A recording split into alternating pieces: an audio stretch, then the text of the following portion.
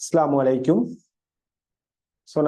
நம்ம ஹைட்ரோ ரிவிஷன்ல போன கிளாஸ்ல நாம மிதப்பு விதி, அதே போல ஆர்க்கிமிடிஸ்ட கொள்கை, மேலுதைப்பு அப்படின்னா என்ன போன்ற விடயங்களை நாம டிஸ்கஸ் பண்ணி இருந்தோம் இல்லையா? மிதப்பு விதி, ஆர்க்கிமிடிஸ்ட கொள்கை, அதே போல மேலுதைப்புண்டா என்ன, இந்த விடயங்களை பார்த்திருந்தோம். ஸோ அதுல தியரியை நாம ரிவைஸ் பண்ணி கொண்டு அதோட தொடர்ச்சியாக கேள்விகள் செய்திருந்தோம், கேள்விகள் செய்ய ஆரம்பிச்சிருந்தோம். அதுல ஒரு கேள்வி பார்த்த மாதிரி இருக்கிறோம் இல்லையா? ரைட். இப்ப நீங்க உங்களோட டியூட் எடுத்துக்கொள்ளுங்க. உங்களோட டியூட்ல 88வது கேள்வி, 88வது கேள்வி எடுங்க. உங்களோட டியூட்ல 88வது கேள்வி பாஸ் பேப்பர்ல சொல்றதா இருந்தால் 2004ஆம் ஆண்டு 46வது கேள்வி எடுங்க. 2004ஆம் ஆண்டு 46வது கேள்வி.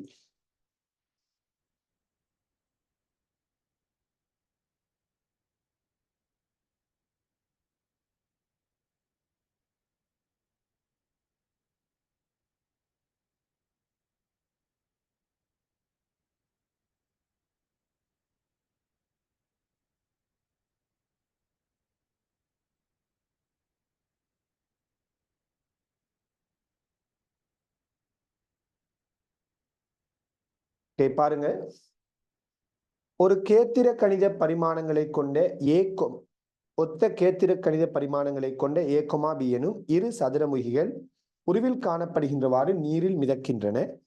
ஏயின் கனவளவில் அரைவாசி நீர் மட்டத்திற்கு மேலே இருக்கும், அதே வேளை பியின் கனவளவின் 4ல் 1 பங்கு மாத்திரம் நீர் மட்டத்திற்கு மேலே இருக்கின்றது. பியை ஏ மீது கவனமாக வைக்கும் போது ஏ, பி ஆகியவற்றின் சரியான தானங்களை பின்வரும் எவ்விடை காட்டுகின்றது? இதான் கேள்வி. நீங்க சிம்பிளான ஒரு கேள்வி உண்டு.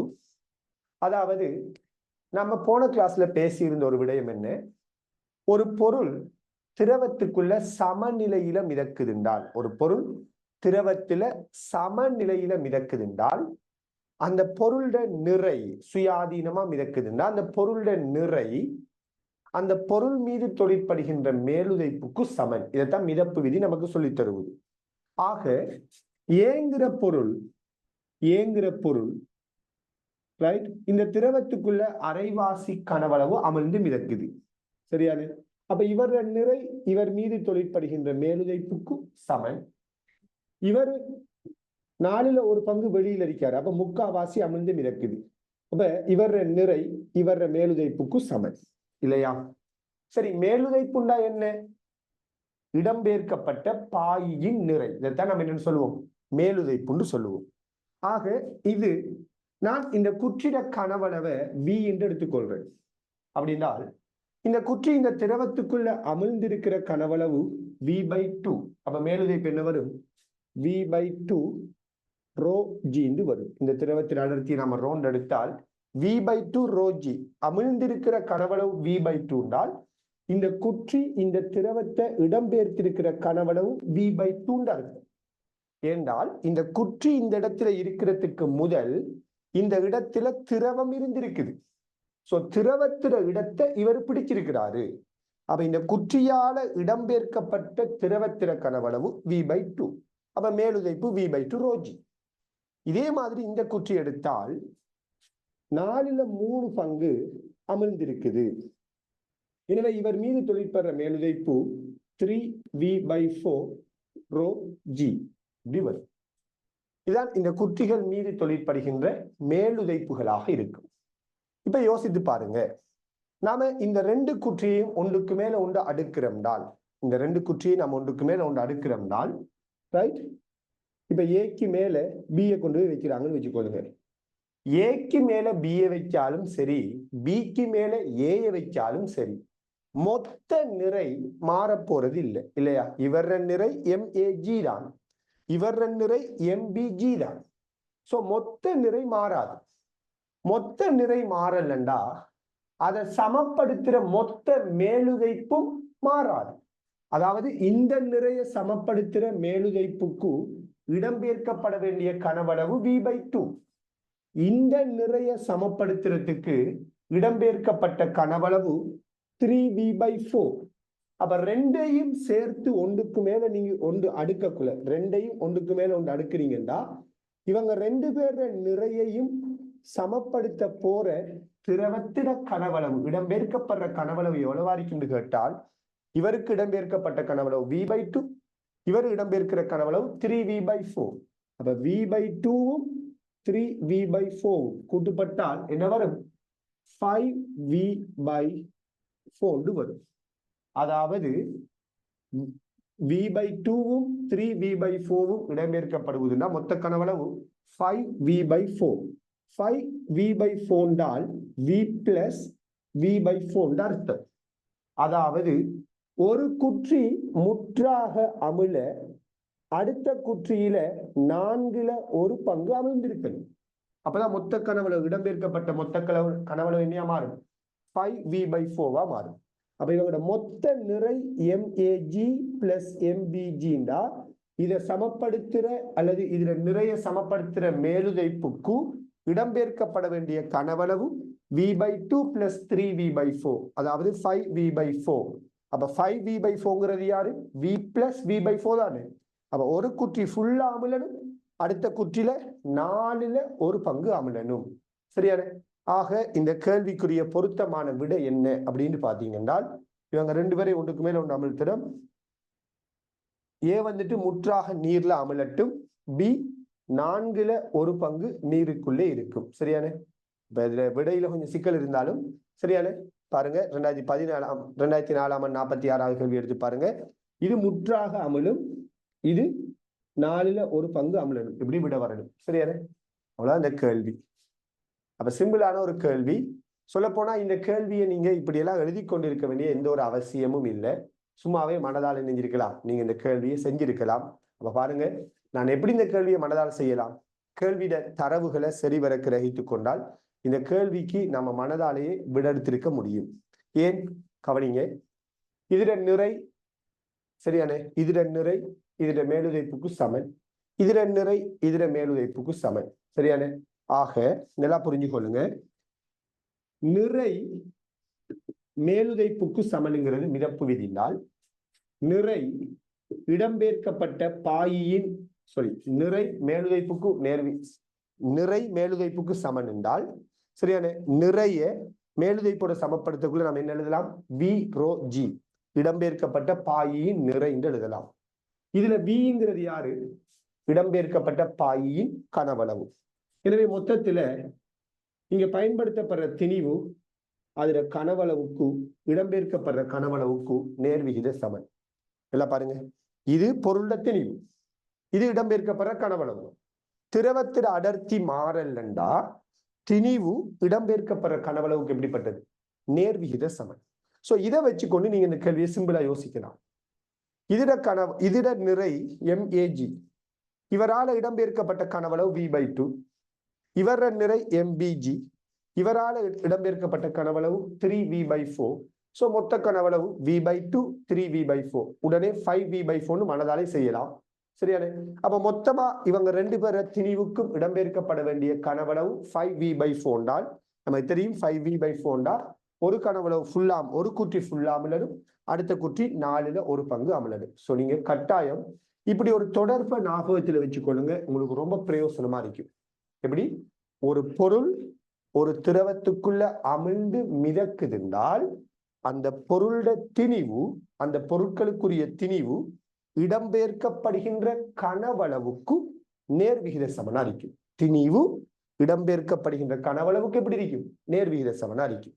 சரி, ரைட். நாம இதை இன்னும் ஒரு கேள்விக்குள்ளாலையும் யோசிப்போம். சரியானே? அடுத்து நீங்க ஒரு 87வது கேள்வி, அதுக்கு அடுத்த கேள்வி எடுங்க, அதுக்கு மேலுக்கு இருக்கிற கேள்வி எடுங்க. 87வது கேள்வி. இப்ப நான் சொன்ன விடயத்தை வச்சு இதை 7 இருந்தா மிக குறைந்த ஸ்டெப்ல இந்த கேள்வி செய்யுங்க.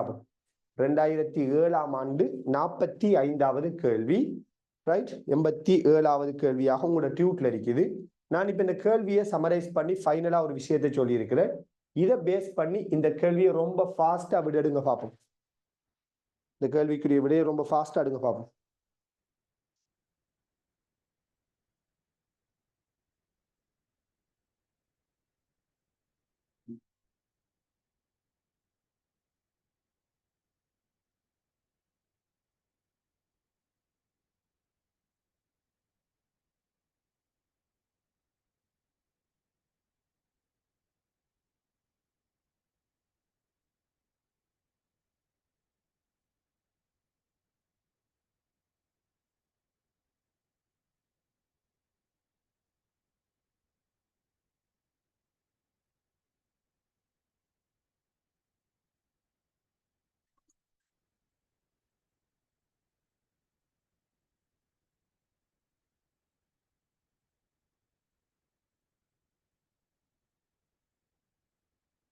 ஓகே,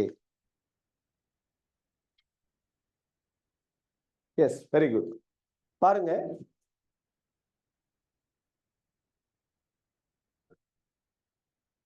என்ன, உலோகத்தினால் செய்யப்பட்டுள்ள படகு ஒன்று நீரில் அதன் கனவளவின் 1/5 அமிழ்ந்திருக்குமாறு மிதக்கின்றது. முதற் படகை செய்வதற்கு பயன்படுத்திய உலோகத்தின் அதே திணிவை பயன்படுத்தி முதற் படகின் கனவளவின் 5 மடங்கான கனவளவை உடைய இரண்டாம் படகு செய்யப்படும் எனின், இரண்டாம் படகு சுமக்கக்கூடிய உயர்ந்தபட்ச சுமைக்கும் முதற் படகு சுமக்கின்ற சுமைக்கும் உயர்ந்தபட்ச சுமைக்கும் இடையிலான விகிதம் என்ன அப்படின்னு கேட்கிறாங்க. கவனிங்க, என்ன சொல்றாங்க, ஒரு உலோகத்தால் செய்யப்பட்ட படகு அதன் கனவளவுல 1/5 அமிழ்ந்து மிதக்குது. முதற் படகை செய்வதற்கு பயன்படுத்திய உலோகத்தின் அதே திணிவை பயன்படுத்தி முதற் படகின் கனவளவின் 5 மடங்கு கனவளவை உடைய இரண்டாம் படகு செய்யப்படும் எனின், இரண்டாம் படகுல ஏற்றக்கூடிய சுமைக்கும் முதற் படகுல ஏற்றப்படக்கூடிய சுமைக்கும் இடையிலான விகிதத்தை கேட்கிறாங்க. இப்ப நல்லா விளங்கிக் கொள்ளுங்க. முதலாவது, இங்க ஏற்றப்படக்கூடிய மேக்சிமம் சுமைந்து அவங்க என்னத்தை மீன் பண்றாங்க, என்னத்தை சொல்றாங்க, அதை நம்ம புரிஞ்சு கொள்வோம். அதாவது இந்த படகு எடுத்தீங்கன்னா, முதற் படகு எடுத்தீங்கன்னா, இந்த படகு ரைட் V/4 படகுட கனவளவு வீண்டு வச்சு கொள்ளுங்களேன். இந்த படகுட கனவளவுல 1/5 அமிழ்ந்திருக்குது. அப்ப அமிழாத கனவளவு எவ்வளவு வரைக்கும் நம்ம இப்படி எடுப்போம். நமக்கு அந்த பின்னங்கள்ல விட வராம பின்னங்களை வச்சு செய்யாம முழு எண்களை வச்சு செய்வோம். எப்படி, நான் இந்த படகுட கனவளவை 5 வீண்டு எடுக்கிறேன். எடுத்தா இந்த படகு நீருக்குள்ள அமிழ்ந்திருக்கிற கனவளவு V-ஆ இருக்கும். 1/5 அப்ப V தானே, ரைட். அப்ப அமிழாத கனவளவு என்ன, 4V. அமிழாத கனவளவு 4V. ஆக யோசித்து பாருங்க, படகுட நிறை காரணமாக அமிழ்ந்த கனவளவு V என்றால் இதுக்குள்ள சேர்க்கப்படக்கூடிய திணிவினால் அமிழக்கூடிய மேக்சிமம் கனவளவு என்ன, 4V. படகுட நிறையால அமிழ்ந்தது V. அப்ப மிச்சம் எவ்வளவு இருக்குது, 4V இருக்குது. அப்ப 4V கனவளவுக்கு மேலதிகமா அமிழலாம் இல்லையா, இல்லையான்னு சொல்றேன். அப்ப மேக்சிமம் இதுக்குள்ள சேர்க்கப்படக்கூடிய திணிவை பத்தி கேட்கிறாங்கண்டா, ரைட், நாம என்ன சொல்லலாம்டா, படகுட திணிவு M என்று வச்சுக்கொள்ளுங்களேன். படகுட திணிவு M. அப்ப M திணிவுக்கு அமிழ்ந்திருக்கிற கனவளவு V. இன்னும் அமிழக்கூடிய கனவளவு என்ன இருக்குது மிச்சமா, 4V. ஆக மேலதிகமா இதுக்குள்ள சேர்க்கக்கூடிய திணிவு 4M. இதைத்தான் நான் சொன்னேன், திணிவு இடம்பெயர்க்கப்படுற கனவளவுக்கு நேர்விகித சமன். அப்ப உதாரணமா படகுட திணிவு M. அப்ப படகுட திணிவுக்காக அங்க அமிழ்ந்திருக்கிற கனவளவு, படகுட திணிவை சமப்படுத்துற நிறைய சமப்படுத்துறதுக்காக அமிழ்ந்திருக்கிற கனவளவு V என்றால் மிச்சம் அமிழ வேண்டிய கனவளவு எவ்வளவு இருக்குது, 4V.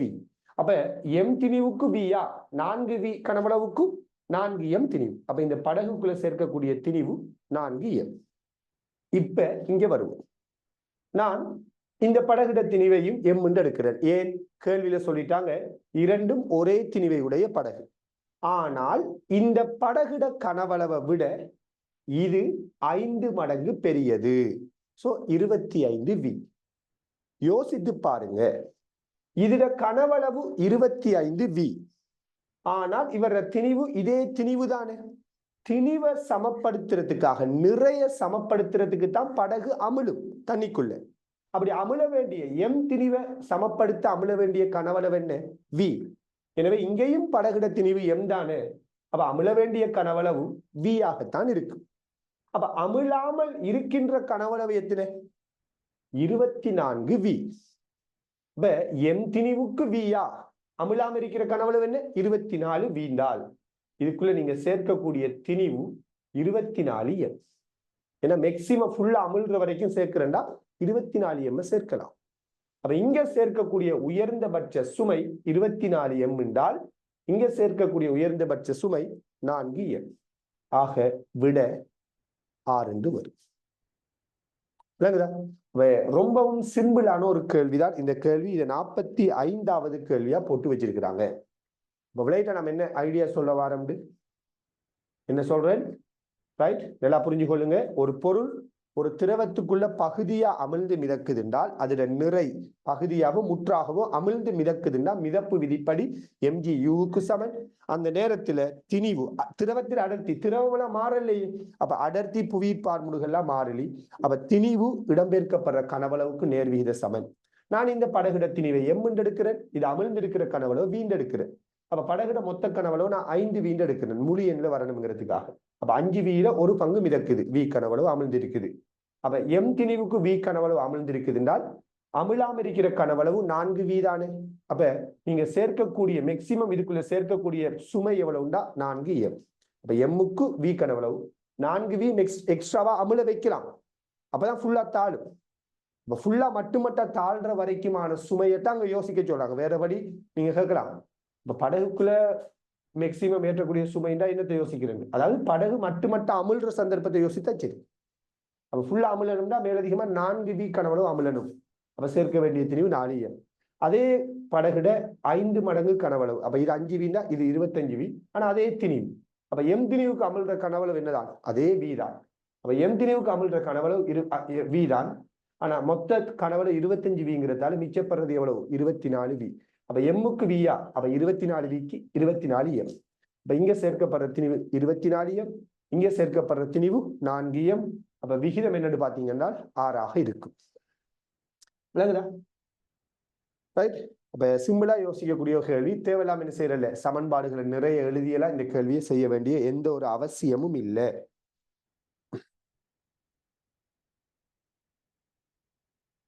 இப்ப நீங்க உங்களோட டியூட்ல இன்னும் ஒரு கேள்விக்குள்ள வாங்க. 96வது கேள்வி. 96வது கேள்வி.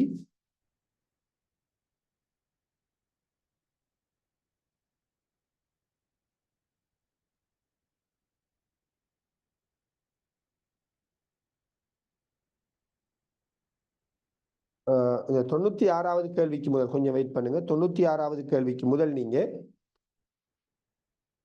உங்களோட டியூட்ல 122வது கேள்வி, 91ஆம் ஆண்டு 21வது கேள்வி எடுங்க. உங்களோட டியூட்ல 122வது கேள்வி.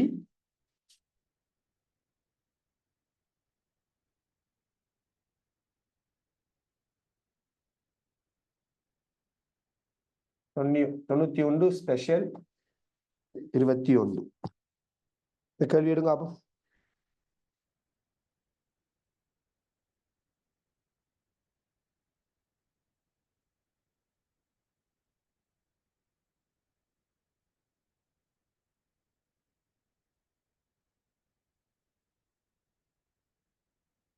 ரைட், என்ன கேட்கிறாங்க, 200 கிலோகிராம் மீட்டர் -3 அடர்த்தி உடைய ஒரு பொருளை கொண்டு ஆக்கப்பட்ட தக்கை ஒன்று 1000 கிலோகிராம் மீட்டர் -3 அடர்த்தியுடைய நீரில் மிதக்கின்றது.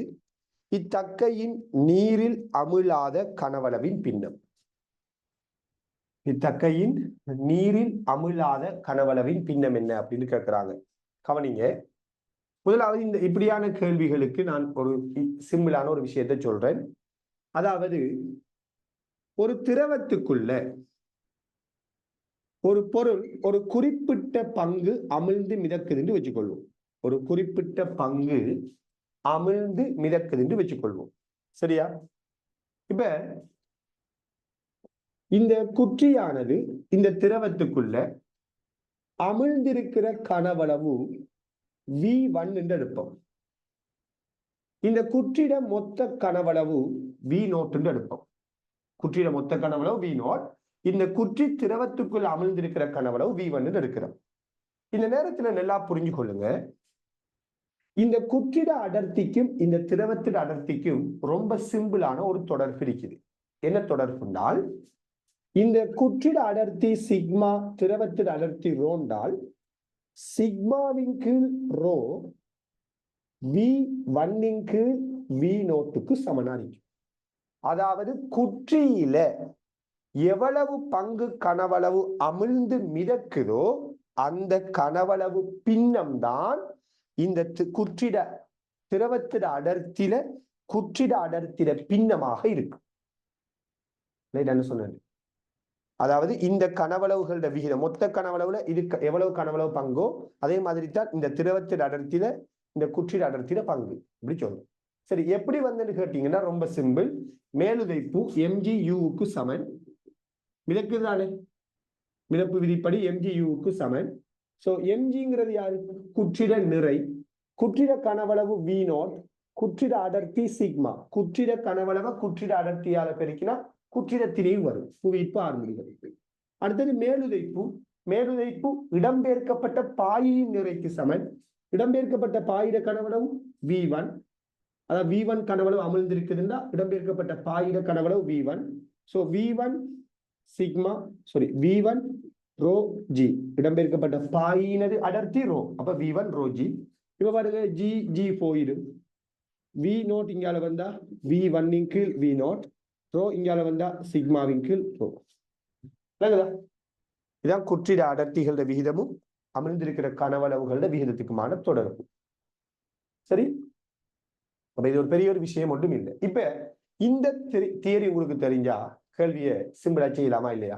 எழுதி பாருங்க. இங்க என்ன சொல்றாங்க? ஒரு தக்கைட அடர்த்தி 200 கிலோகிராம் மீட்டர் -3, அது நீருக்குள்ள அமிழ்ந்திருக்குதா, நீர் அடர்த்தி 1000ஆம். அப்ப கேள்வி என்னன்னா, எவ்வளவு அமிழாத பங்கு இருக்கும் அப்படின்னு சொல்லி கேட்கிறாங்க. இப்ப தக்கைட அடர்த்தி 200, நீர் அடர்த்தி 1000. இது அமிழ்ந்துள்ள கனவளவு, இது மொத்த கனவளவு. சுருக்கினா என்ன வரும்? 1/5 வரும். எனவே இந்த தக்கை நீருக்குள்ள அமிழ்ந்திருக்கிற கனவளவு 1/5 பங்கு. அப்ப அமிழாத கனவளவு தான் கேள்வி, அதுல கவனமா இருக்கணும். அப்ப அமிழாத கனவளவு 4/5 பங்கு. ரைட்டா? அதுதான் இங்க தக்கை வந்துட்டு அமிழாத கனவளவோட பின்னம் என்னன்னு கேட்கிறாங்க. அப்ப என்ன வரும்? 4/5 பங்கு வரும். ரைட். அப்ப என்ன சொன்னேங்கிறத நீங்க விளங்கி கொண்டீங்களான்னு பாக்குறதுக்காக நான் இப்ப உங்கள்ட்ட ஒரு கேள்வி ஒன்று கேட்கிறேன். நீங்க உடனே எனக்கு இதுக்கு விட சொல்லணுமா?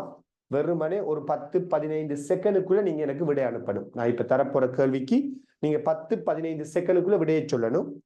ரைட்?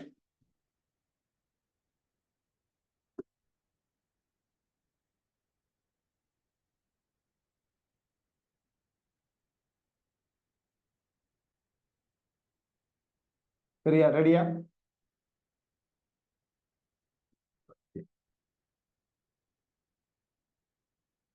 ஒரு குற்றி திரவத்துக்குள்ள பகுதியா அமிழ்ந்து மிதக்குது.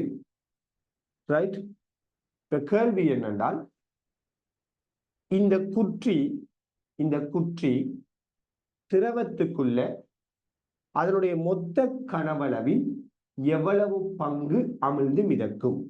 இந்த குற்றி இந்த திரவத்துக்குள்ள அவரோட மொத்த கனவளவில் எவ்வளவு பங்கு அமிழ்ந்து மிதக்கும்? இதுதான் கேள்வி.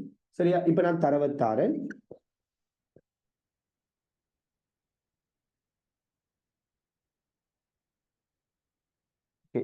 குற்றிட அடர்த்தி 800, திரவத்தின் அடர்த்தி 2400. விடை சொல்லுங்க.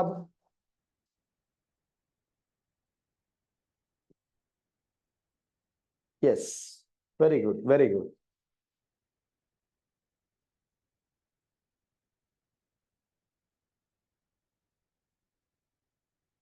யா, எப்படி வரும்? சிம்பிள் இல்லையா? குற்றிட அடர்த்தி திரவத்தின் அடர்த்தியில விகிதம் தான் அமிழ்ந்திருக்கிற கனவளவோட விகிதம். அப்ப இது 800, இது 2400. அப்ப 800 கீழ் 2400 விகிதம் என்ன வரும்? 1/3. அப்ப இது அமிழ்ந்திருக்கிற கனவளவு மொத்த கனவளவோட 3/1 பங்கு. ரைட். இப்ப நம்ம அடுத்த ஒரு கேள்விக்குள்ள வரலாம். அப்ப இப்படியான கேள்வி வந்தா இதை நீங்க இந்த ஐடியாவை பயன்படுத்தி ஃபாஸ்டா செய்யலாம். இப்ப ஒரு திரவத்துக்கு பதிலா 2 திரவத்தை வச்சு நம்ம டீல் பண்ண போறோம். சோ அதுக்கு முதலாவதா நீங்க 83வது கேள்வி எடுங்க. 83வது கேள்வி.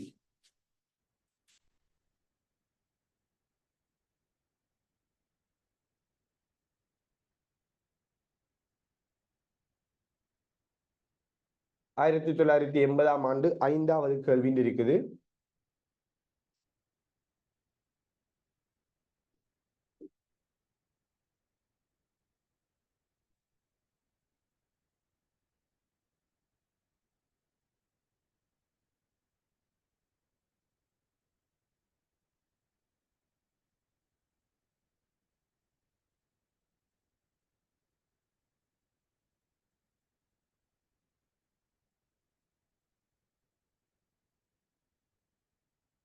ஓகே, பாருங்க.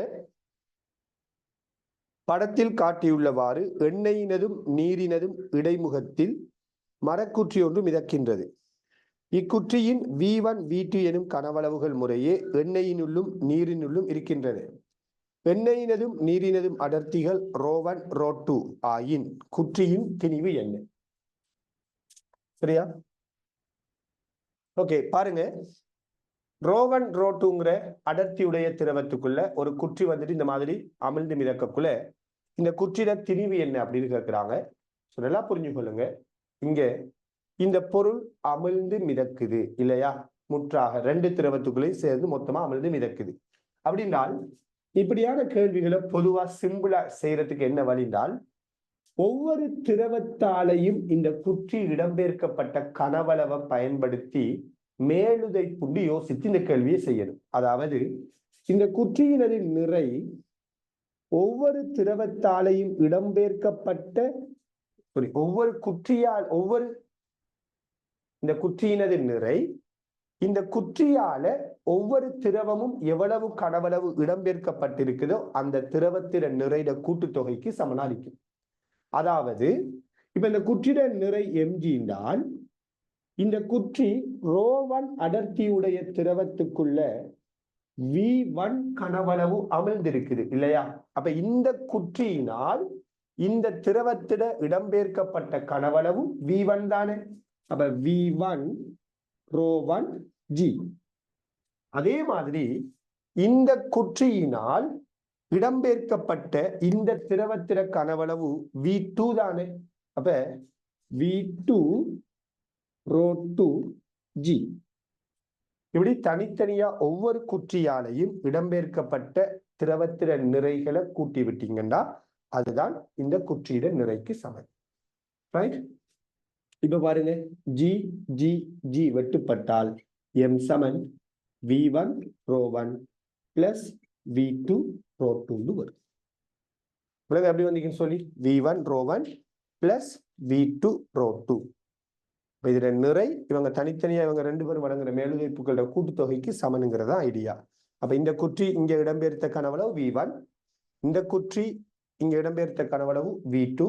அப்ப ரெண்டையும் கூட்டி விடுறோம். V1 ρ1 G plus V2 ρ2 G இப்படி வரும். சரி, ரைட். இப்ப கவனிங்க, இந்த இடத்துல நான் இதோட சேர்த்து ஒரு விடயத்தை சொல்றேன். அப்ப இந்த கேள்விக்கு பொருத்தமான விடயத்தினாவது வரும். V1 ρ1 plus V2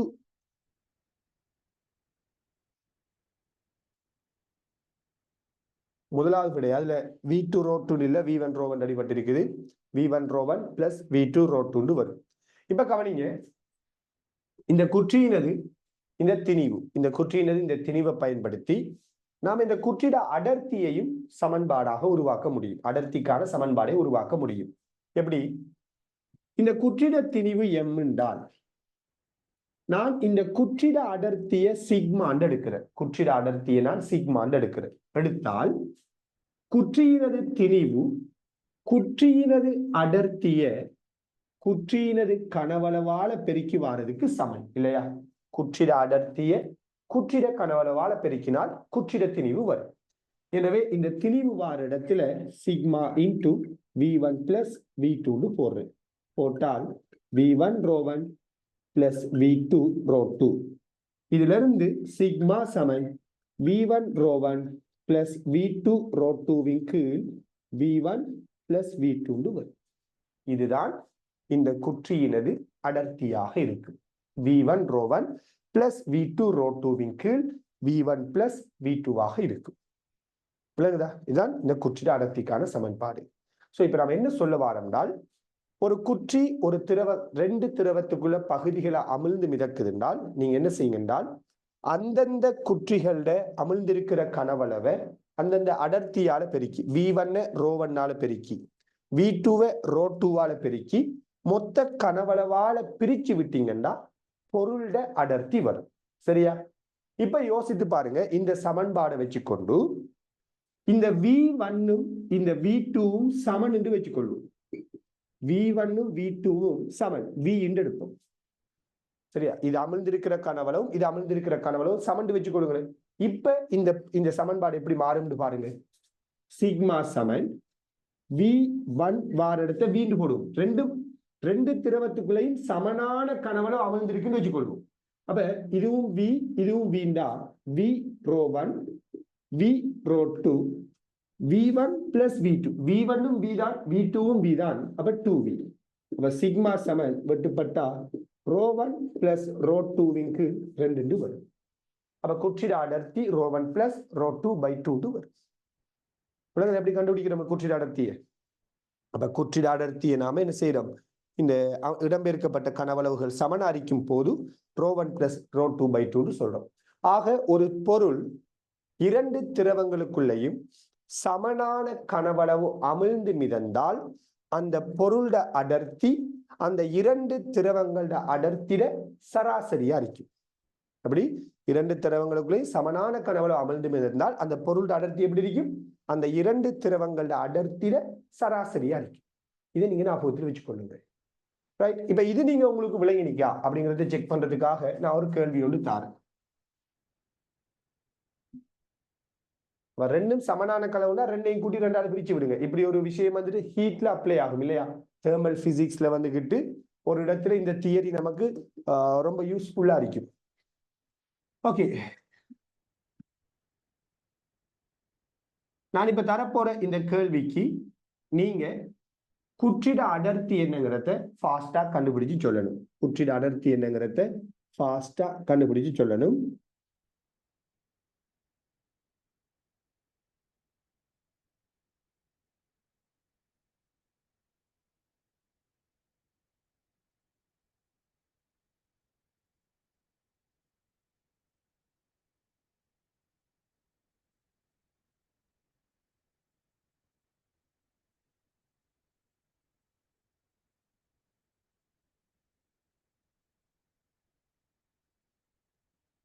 சரியா?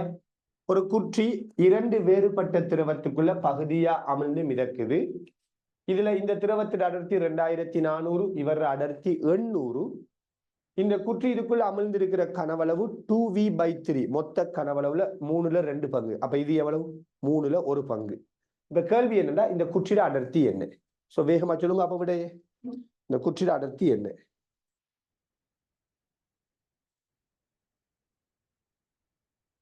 S, very good. ஓகே, யா எப்படி செய்யற? பெரிய ஒரு விஷயம்லாம் ஒண்ணும் இல்லை இல்லையா? என்ன செஞ்சா சரி? இதுல குற்றிட அடர்த்தி என்னன்னு கேட்டா இதுல அடர்த்தி 2400. இது அமிழ்ந்திருக்கிற கனவளவு 3/2 பங்கு. இதுல அடர்த்தி 800. இது அமிழ்ந்திருக்கிற கனவளவு 3/1 பங்கு. அதாவது V/3 2V/3. கீழுக்கு என்ன? மொத்த கனவளவு. குற்றிட மொத்த கனவளவு என்ன? V. ஏன்னா Vங்கிற மொத்த கனவளவுல 3/2 பங்கு. இங்க 3/1 பங்கு. குற்றிட மொத்த கனவளவு V. ஒட்டா விட வரும் இல்லையா? இப்ப பாருங்க 3 8 V எல்லாம் வெட்டுப்படும். 3 8ண்டா 1600. இங்கால 800 கீழ் 3. சாரி, நான் இப்படி செய்ய வேண்டிய அவசியம் இல்லை. 3 பொதுவா அடுப்பம், சுருக்க தேவையில்லை. 3 பொதுவா அடுத்த மாதிரி இருந்தால் 2 தர 2400. அப்ப 4800 4800 800 5600. சரியா? அப்ப 5600 கீழ் 3 சுருக்கி எடுத்துக்கொள்ளுங்க. விளங்குதா? அப்ப அந்தந்த கனவளவை அந்தந்த அடர்த்தியால் பெருக்கி கூட்டி விட்டு மொத்த கனவளால் பிரிச்சு விட்டா பொருளோட அடர்த்தி வரும். இந்த கேள்வி. ஓகே, அடுத்த ஒரு கேள்விக்குள்ள போகலாம். அடுத்த ஒரு கேள்வி.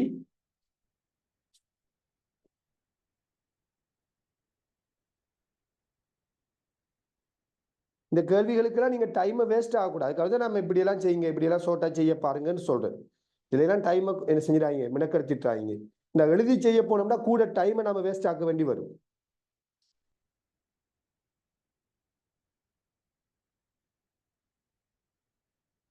இதுக்கு ரிலேட்டடான இன்னும் ஒரு கேள்வியை தாரேன்னா மாடல் கேள்விகளுக்குள்ள இருந்து தாரேன். மாடல் கேள்விகளுக்குள்ள இருந்து உங்களோட டியூட்ல 155வது கேள்வி எடுங்க. 155வது கேள்வி ஒரு மாடல் கேள்வி உண்டு.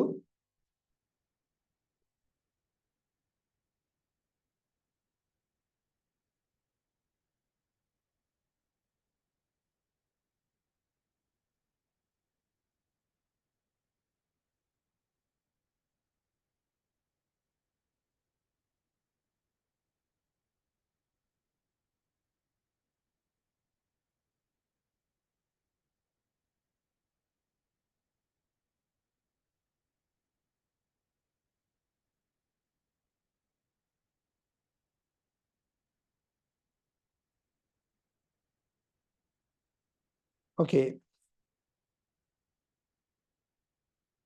யா பாருங்க, 155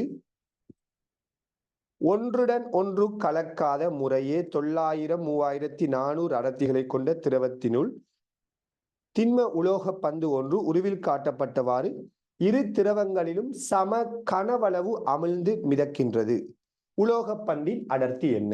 சோ பாருங்க, ரெண்டுக்குள்ளையும் சமனான கனவளவு அமிழ்ந்து மிதந்தா நான் சொல்லி இருந்தேன் உங்கள்கிட்ட, என்ன செய்யுங்க, ரெண்டு அடர்த்தியையும் கூட்டி 2ஆல பிரிங்க, விட வரும். சோ ரெண்டுக்குள்ளையும் சமனான கனவளவா 3400 900 ரெண்டையும் கூட்டி போட்டு 2ஆல பிரிச்சு விட்டீங்கன்னா உங்களுக்கு விட வரக்கூடியதா இருக்கும். சோ 4300 2 இல்லையா? எனவே 2150 என்று வரும். அப்ப இந்த திரவத்துடைய அடர்த்தி, இந்த பந்தினது அடர்த்தி 2150 kilogram metre minus 3. Right? Okay.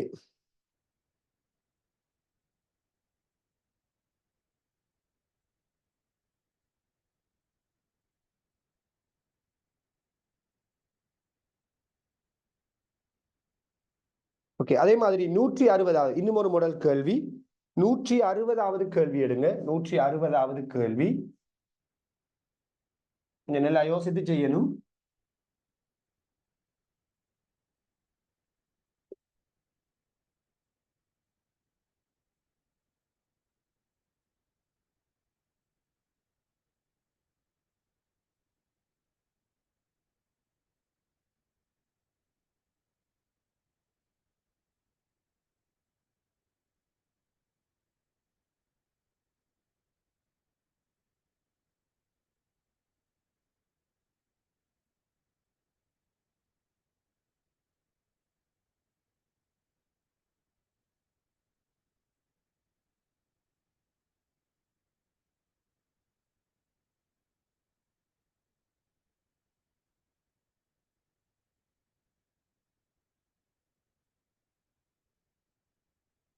Okay, கவனிங்க. அடர்த்தி 1000 கிலோகிராம் மீட்டர் மைனஸ் 3 உடைய நீரின் மேல் அடர்த்தி 800 கிலோகிராம் மீட்டர் மைனஸ் 3 உடைய எண்ணெய் படை மிதக்கின்றது. இதனுள் திண்ம உருளை ஒன்றை மிதக்க விட்ட போது அதன் 1/3 நீரினுள்ளும் 1/3 எண்ணெயினுள்ளும் அமிழ்ந்து உருவில் காட்டப்பட்டவாறு நிலைக்குத்தாக மிதக்கின்றது. உருளை எண்ணெயினுள் மாத்திரம் மிதக்கும் வரை மேலதிகமாக எண்ணெய் விடப்படுகின்றது. எண்ணெயினுள் மிதக்கும் உருளையின் பின்னம் யாது?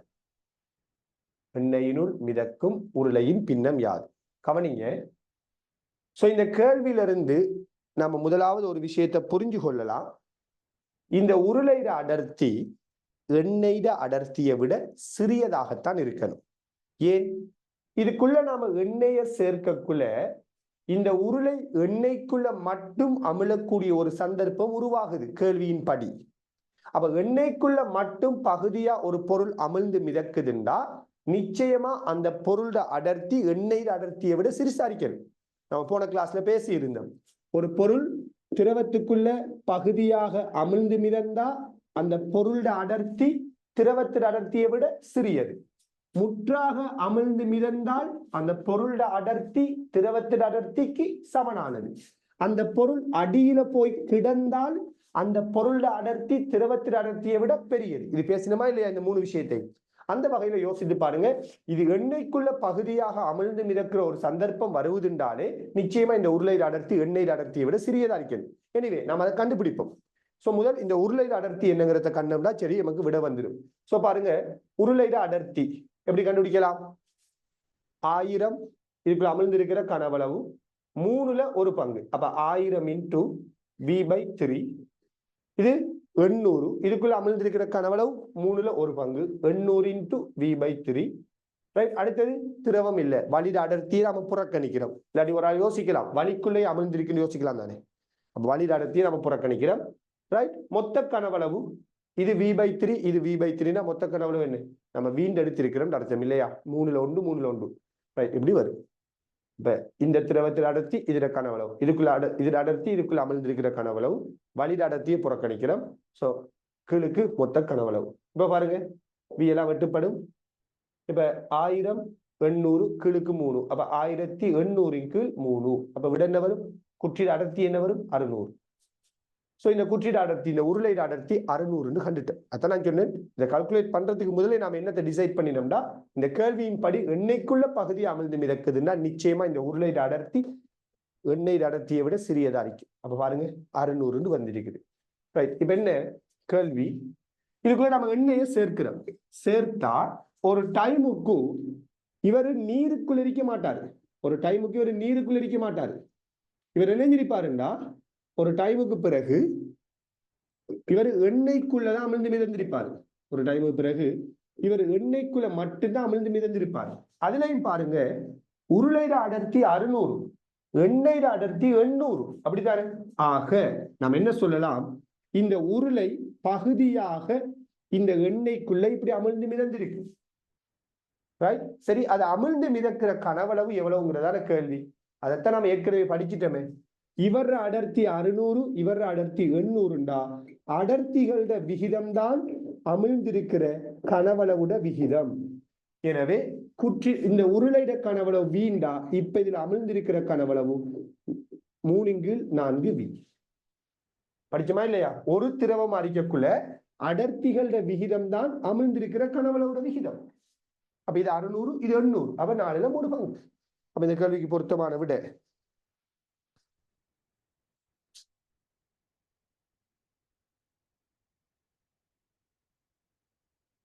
பொருத்தமான விட 4/4 3 பங்கு அப்படின்னு வந்து சேருது. நம்பர் மிஸ் ஆகிட்டு. ரைட். ஓகே.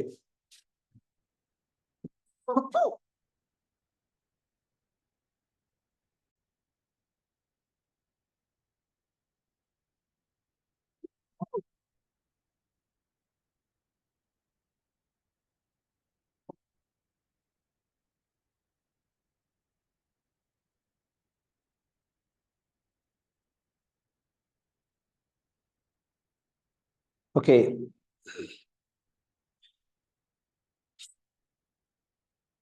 இப்ப நீங்க இதுக்கு கேள்விக்குரிய விட வந்துட்டு 2வது இல்லையா? இப்ப நீங்க இன்னும் ஒரு நல்ல கேள்வி ஒன்று, 199வது கேள்விக்கு வாங்க. ஒரு மாடல் கேள்வி ஒன்றுதான் 199.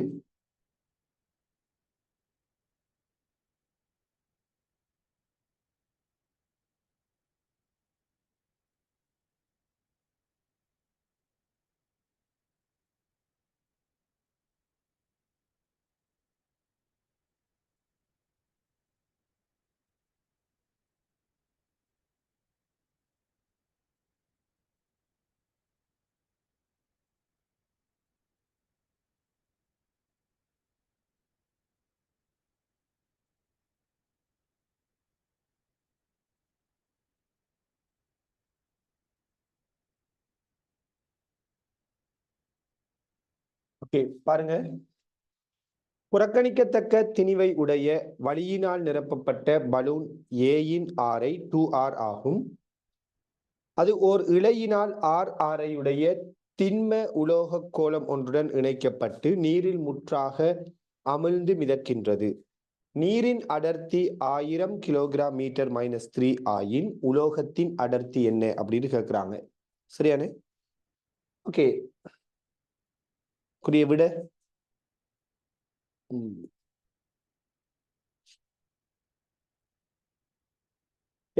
பாருங்க. இந்த கேள்வியில உண்மையில இந்த கேள்வியை என்னை பொறுத்தவரையில நீங்க மனதால செஞ்சிருக்கலாம். இந்த கேள்வியை நீங்க மனதாலேயே செய்திருக்க முடியும். எப்படி? ஃபர்ஸ்ட்டுக்கு நான் மனதால எப்படி செய்யறேன்னு சொல்லி போட்டு அதுக்கு பிறகு நம்ம எழுதி செய்வோம். சரி, எப்படி மனதால் இந்த கேள்வியை செஞ்சிருக்கலாம்னால், இப்ப இதான் என்ன உலோக குண்டு. இது வந்துட்டு வழி நிரப்பப்பட்ட ஒரு பலூன். வளிட திணிவை புறக்கணிங்கன்னு சொல்லிட்டாங்க. மொத்தத்துல இந்த பலூனும் இந்த குண்டும் சேர்ந்து இந்த நீருக்குள்ள முற்றாக அமிழ்ந்து மிதக்குது. அப்படித்தானே? இந்த பலூனும் இந்த குண்டும் சேர்ந்து இந்த நீருக்குள்ள என்ன செய்யுது? முற்றாக அமிழ்ந்து மிதக்குது. ஒரு பொருள் ஒரு திரவத்துக்குள்ள முற்றாக அமிழ்ந்து மிதக்குது என்றால் அந்த பொருளோட அடர்த்தி அந்த திரவத்திட அடர்த்திக்கு சமன். அப்படித்தானே? ஆக நாம என்ன முதலாவது முடிவுக்கு வரலாம் என்றால், இந்த பலூனையும் இந்த உலோக குண்டையும் சேர்த்த இந்த மொத்தமான இந்த பொருளோட அடர்த்தி நீரினது அடர்த்திக்கு சமன்று சொல்லலாம். சொல்லலாமா இல்லையா? ஏன் இந்த நீருக்குள்ள இந்த பலூன் இந்த உலோக குண்டு முற்றாக அமிழ்ந்து மிதக்குது. ஆக இந்த பலூன் இந்த உலோக குண்டுட மொத்தமான பலித விளையுளான அடர்த்தி நீர் அடர்த்திக்கு சமனாரிக்குது. அதே நேரத்துல இந்த பலூனுக்கு உண்மையா திணிவில்லைதானே? அப்ப யோசித்து பாருங்க இவர பலித அடர்த்தி இதுல பலித அடர்த்தி நீர் அடர்த்தி 1000க்கு சமனாரிக்கணும். ஆனால் இங்க உலோக குண்டுக்குத்தான் திணிவிரிக்குது. ரைட்? இப்ப இந்த பலூன் கனவளவு இதுல 6/2 கனவளவு அதுல கணத்துக்கு நேர்விகித சமன் இல்லையா? 6 கணத்துக்கு நேர்விகித சமன். அதனால நான் மனதாலே சொல்றேன், இதுல கனவளவு சரியானே, இதுல 6/2 இதுல கனவளவு 8r கணத்துக்கு நேர்வீத சமன். இதுல 6/6 இதுல கனவளவு 6 கணத்துக்கு நேர்வீத சமன். மொத்தத்துல இந்த தொகுதியில முழுமையான கனவளவு 9r கணத்துக்கு நேர்விகித சமன். எனவே இவங்களோட மொத்த கனவளவு 9r கணத்துக்கு நேர்விகித சமன். ரைட்? r கணத்திட அடர்த்தி தான் உண்மையா இந்த உலோக குண்டிட அடர்த்தி. ஏன்னா உலோகத்திட கனவளவு உலோகத்திட 6/r, அப்ப r கணத்துக்குரிய அடர்த்தி தான் உலோகத்திட அடர்த்தி. ஆனா இந்த மொத்த கனவளவு இந்த தொகுதியில 9r கணம். அப்ப 9r கணத்திட பலித அடர்த்தி தான் நீர் அடர்த்தியான 1000 தால் இதில் அடர்த்தி தான் 1000 இருக்குதுன்றால் r கணத்துக்குரிய அடர்த்தியானது இதுல 9 மடங்காக இருந்திருக்கணும். அதாவது 9000 கிலோகிராம் மீட்டர் -3 இருந்திருக்கணும். இப்படின்னு நாம் இந்த கேள்வியை மனதாலேயே செய்து முடிச்சிருக்க முடியும். பட் உங்களுக்கு கொஞ்சம் விலகிக் கொள்வது கஷ்டமா இருக்கு நான் என்ன சொன்னேங்கிறத இல்லையா? சில பேர் கேட்ச் பண்ணியிருக்கலாம். ஸோ நான் இப்ப என்ன சொன்னேங்கிறத விலகிக் கொள்வது உங்களுக்கு கஷ்டமா இருக்கு. நான் என்ன சொன்னேன்டா, முதலாவது இந்த தொகுதியில பலித அடர்த்தி நீர் அடர்த்திக்கு சமன் ஒரு பாயிண்ட் சொல்றேன். அது எல்லாருக்கும் புரியக்கூடியது. அடுத்து என்ன சொல்றேன், இதுக்கு திணிவு இல்லதானே?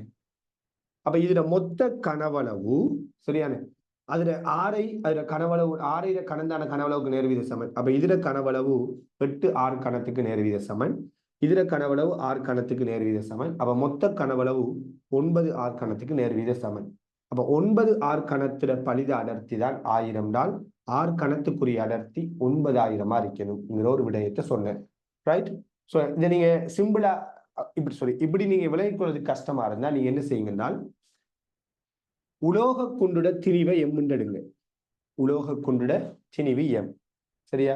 உலோக குண்டுட திணிவை அதுல கனவளவு அடர்த்தி சார்பா எப்படி எழுதலாம்? உலோக குண்டுட அடர்த்தி சிக்மா, உலோக குண்டுட ஆரை r. அப்ப உலோக குண்டுட திணிவை 4/3 πr கணம் இதான உலோகத்தில கனவளவு இன்டு அடர்த்தி சிக்மான்னு எழுதலாம். உலோகத்திட திணிவு m, அத உலோகத்திட கனவளவு 4/3 πr கணம் இன்டு உலோகத்திட அடர்த்தின்னு எழுதலாம். சரியா? ரைட். இப்ப இந்த தொகுதிட பலித அடர்த்திக்கு வருவோம். இந்த தொகுதிட பலித அடர்த்தி சரியான என்னதுக்கு சமன்? நீர் அடர்த்திக்கு சமன் சொன்னோம் 1000. இப்ப இந்த தொகுதிட பலித அடர்த்தி நீரினது அடர்த்தி 1000க்கு சமன். இந்த தொகுதிட பலித திணிவு என்ன? இந்த உலோகத்திட திணிவுக்கு சமன். ஏண்டா இவருக்கு திணிவு இல்லை. அப்ப இந்த தொகுதிட திணிவு உலோக குண்டுட திணிவுக்குத்தான் சமன். சோ உலோக குண்டுட திணிவு என்ன? 4/3 πr கணம் சிக்மா. அப்ப தொகுதிட திணிவு இந்த உலோக குண்டுட திணிவுக்கு சமன். இந்த தொகுதிட திணிவை தொகுதிட கனவளவு என்ன வரும்? இவர கனவளவு 4/3 πr கணம். இவர கனவளவு என்ன வரும்? 4/3 π 2r முழுவதின் கணம். அப்ப என்ன வரும்? 4/3 π 8r கணம். அப்ப இதுல கனவளவு 4/3 π 8r கணம். இதுல கனவளவு 4/3 πr கணம். அப்ப மொத்தத்துல மொத்த கனவளவு 4/3 π 9r கணம் என்று வரும். இப்ப பாத்தீங்கன்னா 4/3 π r கணம் 4/3 π r கணம் போயிடும்.